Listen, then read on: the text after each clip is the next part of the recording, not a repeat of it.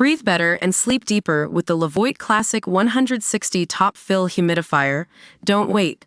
Check out the link in the video description to get your Levoit Top Fill Humidifier on Amazon today and enjoy a healthier, more comfortable home. Welcome to Floodwatch News, your go-to source for the weird and wonderful stories that make us scratch our heads. Today, we've got a real brain twister for you.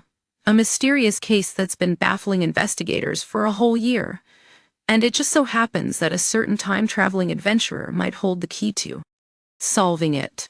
Now you may have heard of Mrs. Flood, but what exactly is going on with her? She was last seen in 2018, but despite an extensive search, no one's been able to find any leads. No witnesses, no surveillance footage, nothing. Just a complete blank slate. It's as if she vanished into thin air. But here's the thing. This case bears all the hallmarks of something much bigger than a simple missing persons inquiry. I mean, think about it. A woman who just disappears. That's not just weird. That's downright Doctor Who-esque. And we know what they say. The way I see it, every life is a pile of good things and bad things. The good things don't always soften the bad things, but vice versa. The bad things don't necessarily spoil the good things or make them unimportant. Sounds like something the doctor would say if he were ever involved in this case.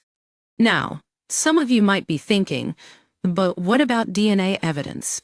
Doesn't that usually leave some kind of trail? Well, it turns out that Mrs. Flood's belongings are still intact. Her house is still standing. All her furniture is still there. Nothing's been disturbed. It's as if she was just die. Floodwatch News has dug up some interesting information on this case, and I have to say, it's got me thinking, what if Mrs. Flood wasn't just a normal person? What if she was something more? Maybe someone who stumbled upon some kind of temporal anomaly that's been causing her to disappear at random intervals. Of course, all this is purely speculative.